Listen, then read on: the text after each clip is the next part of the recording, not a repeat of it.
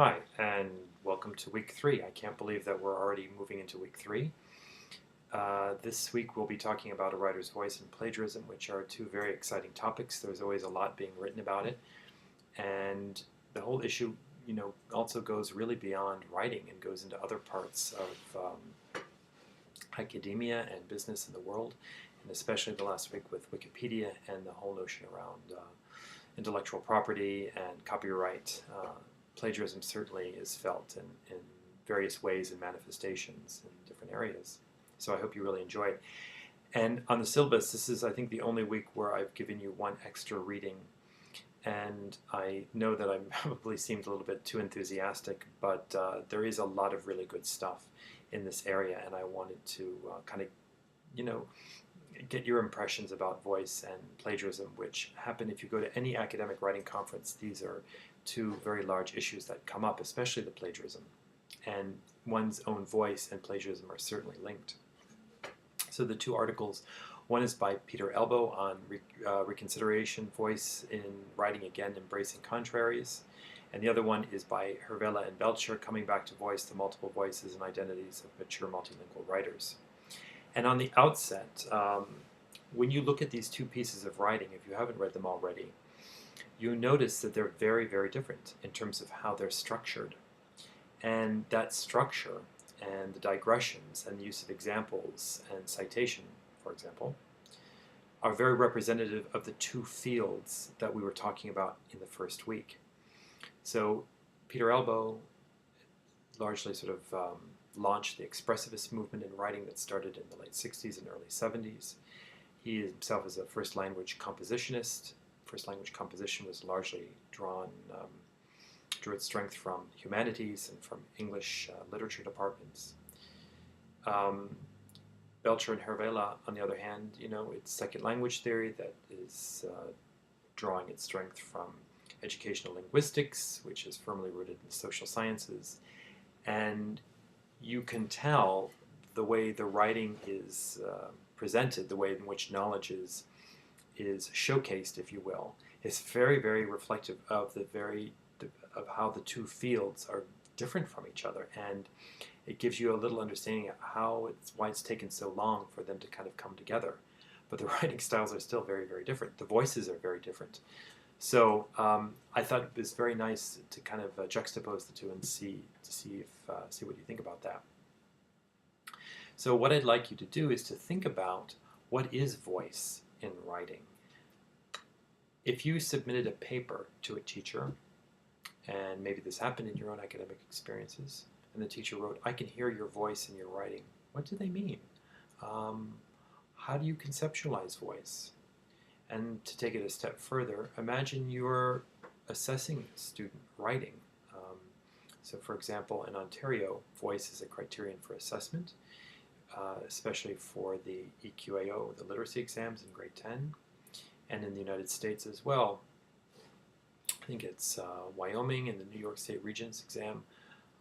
There's been some papers written about it. Voice is a criterion for assessment, but voice doesn't really have a nice, tidy definition. It's a bit messy. And how do you actually score voice? You imagine it a very personal thing. How do you look for it? And there's a very interesting dissertation that I read very recently that tried to look at how voice is scored in standardized tests by ETS, for example, the TOEFL exam. There are people like Helmspark and Stapleton who are not anti-voice, but they find that too many writing classes spend too much time exploring voice, and that time would be better allocated to looking at or developing content. Others would say not at all, that whenever you are learning how to write, you're learning voice, you're learning about yourself as a writer, as an author. And if you take in the notion of plagiarism, and especially in the North American context of positionality, a thesis statement, making a claim, that you have to have some aspect of voice in your writing to situate yourself from the opinions of others and to kind of stake a claim, if you will.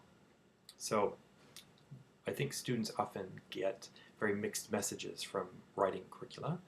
on voice and plagiarism and content, so on and so forth. So I'm really curious to hear what everybody thinks about this notion of voice and also about plagiarism. You know, is plagiarism important? Is it kind of cooked up? Are we spending way too much time talking about it? I'd like to draw your attention to the Harvard professor and historian Doris Kearns Goodwin, which I have a link on there from PBS.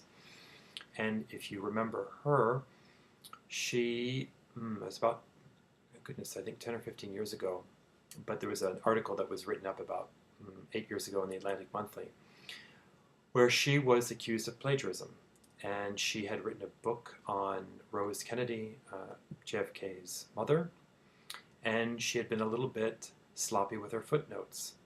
And she had borrowed a lot from another author who had written another biography on Rose Kennedy.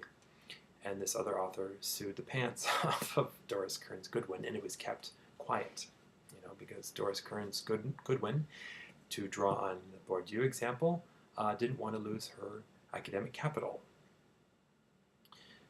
But as things happen, the secret got out, and she had to basically defend her reputation. And at the time, she was preparing another book it was a biography on Abraham Lincoln. And the Atlantic Monthly, and this must have been at least 8 or 9 years ago now, was reporting this whole debate. And could we trust her? Would she be able to get the facts right? Who is she borrowing from? All this kind of stuff. So in this podcast from PBS, you'll hear Doris Kearns talking, kind of defending herself, talking about her own struggle with all of this and what actually happened with her note-keeping and footnoting skills. And then there's a debate by scholars who kind of take this apart and figure out, you know, what is this all about and why are we fetishizing plagiarism? If you want to know more about plagiarism or alternative or more critical understandings of plagiarism, you can certainly read Suresh Kanagaraja's work in critical academic writing, and in there he talks a lot about the work of Rebecca Howard, and she writes on something called positive plagiarism or patchworking, where students actually, plagiarism in itself is sort of a way to learning how to paraphrase. It's like a form of interlanguage, if you will, and that, you know, she would probably argue that we all plagiarize if we draw on Bakhtin's notion of multi-voicedness in writing, that nothing is really our own. We're just using words that have been given to us and spoken by others. So the notions of hybridity and intertextuality and this language coming from postmodernism and post-structuralism and critical theory kind of come together in this topic. So I will leave it at that. I hope you have a wonderful week. Thank you again for a very exciting conversation last week, and I'm really curious to hear what everybody thinks this week. Take care. Bye-bye.